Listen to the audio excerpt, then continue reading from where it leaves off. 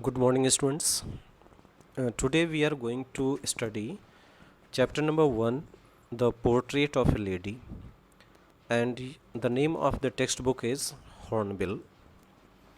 And this chapter, The Portrait of a Lady, is written by Khushwant Singh. So, dear students, first of all, we are going to have the introduction of the lesson, The Portrait of a Lady. The Portrait of a Lady is the story of the author. He describes his relationship with his grandmother over the years. He pens down her daily activities and how she evolved as a character as time passed by.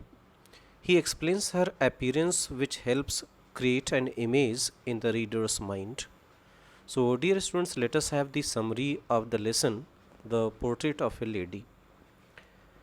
The chapter, The Portrait of a Lady, is the story of the author and his grandmother. The grandmother was an old woman with a wrinkled face. The author had always seen her like this for the past 20 years. She appeared to be so old that he could not imagine her being young and pretty. Someone who had a husband. She was short, fat, and slightly bent.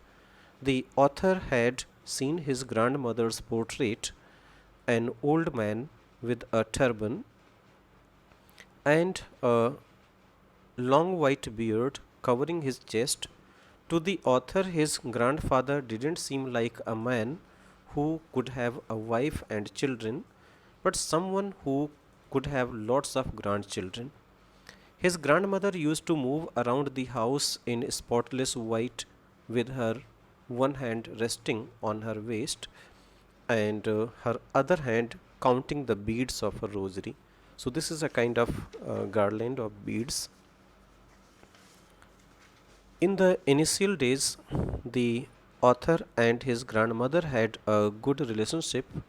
She used to wake him up and get him ready for school. She used to pack the things required by him for the day and walked him to school every day. She used to visit the temple that was attached to the school. She had a routine of reading the scriptures. Scriptures means holy prayers written on the wall of the temple. The author, along with other children, sat on the veranda singing alphabets and morning prayers. They both used to come back home together with stray dogs roaming around them as his grandmother would carry the stale chapatis to feed them. Chapatis means the bread. Further, soon the parents of the author who went to the city to settle in and called them. As they reached the city, his relationship with his grandmother took a turn. Though they shared the room, their bond grew apart. He started going to an English medium school.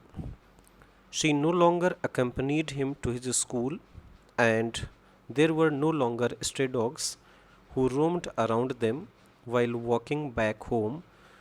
She, however, used to ask him about his day and what he had learned.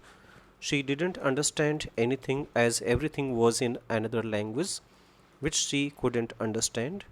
She didn't approve of the new syllabus that he was studying because she thought that they did not teach him about God and the scriptures. They saw less of each other. As the days passed, he grew older and soon went to the university. He and he had his own room, and this made their relationship sour. She stopped talking to everyone and spent her whole day sitting at her spinning wheel, reciting prayers and moving beads of the rosary with one hand. However, she loved feeding sparrows in the veranda at dawn. Dawn means here early morning. Sparrows, the birds. Breaking bread into pieces and feeding it to the birds was her daily routine. The birds would sit on her legs, her head, some even on the shoulders. Soon the author decided to go abroad for further studies. She came to the railway station to leave him off. She was not sentimental, continuously recited her prayers, her mind lost in the prayers, and she kissed him on the forehead. After 5 years, as he returned home, she was there, came to pick him at the station, was still the same as she had been 5 years ago. She clasped him within her arms and didn't say a word. She still used to feed her sparrows. One day she didn't recite her prayers, but instead collected the women of the neighborhood, got a drum, and started singing. The next morning she was ill with mild fever. The doctor said that there was nothing to worry about, but she was sure that her end was near. She didn't want to waste her time talking to anyone in the family anymore, but spent her last hours in reciting her prayers, lying on the bed. She died, and so far her body lay on the bed, lifeless. As they prepared for her funeral means here the last procession, they saw all the sparrows sitting in the veranda around her, mourning her death. Mourning her death means they were also showing their grief on the death of grandmother. So this is the summary of the whole chapter. So dear students, you are advised to purchase books, copies, etc., and so that we may continue the further lessons line by line explanations. Okay, thank you.